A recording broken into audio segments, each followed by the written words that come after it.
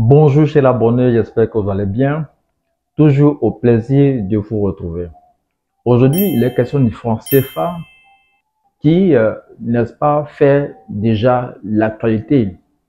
Donc, nous ne ferons pas peut-être que de répéter ce que les gens ont dit, mais d'apporter, n'est-ce pas, notre touche. Le franc CFA, par définition originelle, c'est le franc des colonies françaises d'Afrique. A-t-on besoin même de développer ce sujet? De par la définition simple, il y a problème. Et c'est ensuite pour, n'est-ce pas, donner bonne impression, à donner pour définition, n'est-ce pas, franc de la communauté, n'est-ce pas, financière d'Afrique. La question, n'est-ce pas, de franc CFA devait faire l'objet, n'est-ce pas, du débat national, plutôt qu'une affaire personnelle de notre président Alassane Ouattara. Si le franc CFA suscite autant de polémiques, c'est qu'en son sein, elle présente des éléments, je pourrais dire, contraignants pour nos économies africaines. Le débat sur le franc CFA est complexe et aborde des questions d'indépendance économique, de souveraineté nationale et de relations post-coloniales. Pendant que, n'est-ce pas, certains de nos dirigeants considèrent que cette monnaie a une stabilité et une garantie, n'est-ce pas, pour les pays membres, n'est-ce pas, de cette communauté-là.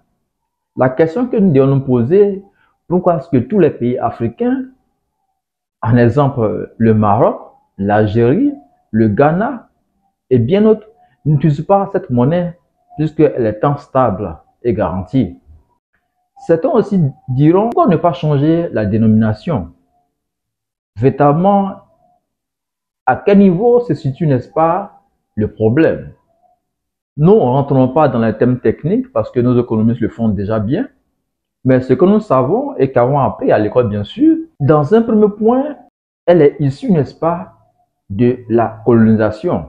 Le franc CFA a été créé par la France pour permettre les transactions financières au niveau de ses colonies. Donc, un premier caractère colonial. Le deuxième point est que pour disposer de devises étrangères, tout pays africain appartenant à cette communauté doit passer par la Banque de France. C'est-à-dire que la France prélève des taxes sur cette opération. A-t-on besoin d'aller encore plus loin pour comprendre le hic dans cette affaire de franc CFA? Ces taxes prélevées par la France, par la Banque de France, ne peut-il pas servir à construire des écoles? Nous sommes en quête de solutions de lutte contre la pauvreté.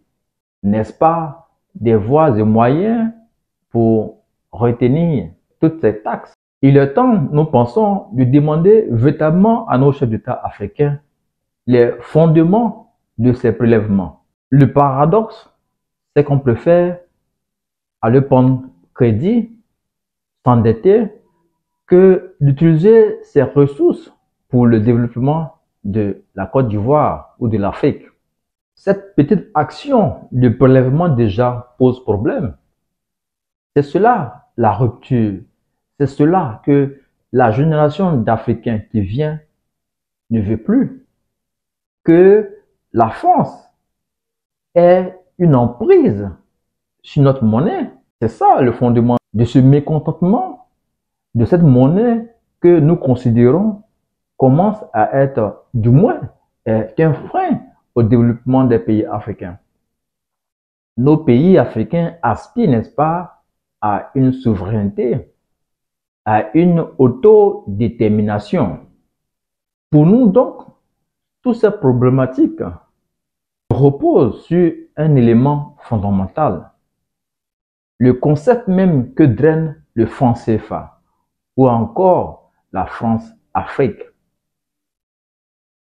Cette omniprésence et monopole de la France sur nos économies africaines. Beaucoup de choses, n'est-ce pas, doivent changer, à savoir la révision des contrats qui datent des luxes Notre président l'a dit, le problème du franc CFA a été débattu dans les années 73. Nous sommes, n'est-ce pas, en 2024. Qu'est-ce qui a véritablement changé dans cette balance économique avec la France? L'Afrique, en particulier la Côte d'Ivoire, est une poule aux yeux d'or que nous pensons que la France n'abandonnera pas de sitôt. Mais le choix nous revient. Le choix revient bien sûr aux Ivoiriens d'être consentants pour perpétuer ces traditions coloniales ou de rechercher véritablement leur souveraineté monétaire et donc souveraineté tout court. Y a-t-il véritablement une volonté de nos dirigeants de se passer de cette monnaie? Pour l'actualité est plutôt oui. Seuls quelques dirigeants sont encore amoureux de cette monnaie. Nous disons que le plus grand abandon de sa souveraineté est la souveraineté monétaire. Une raison pour non seulement faire disparaître le franc CFA, mais que ce soit nos dirigeants africains, de façon unanime et souveraine, décident non seulement de la dénomination de leur monnaie, mais de leur politique monétaire. Présence de bases militaires en Côte d'Ivoire. Ne sommes-nous pas assez matures pour assumer et assurer notre sécurité? Dans nos prochaines vidéos, nous présenterons notre avis sur la présence des bases militaires, un élément que nous considérons contraignant pour un pays qui aspire à la souveraineté. Je vous dis à très bientôt.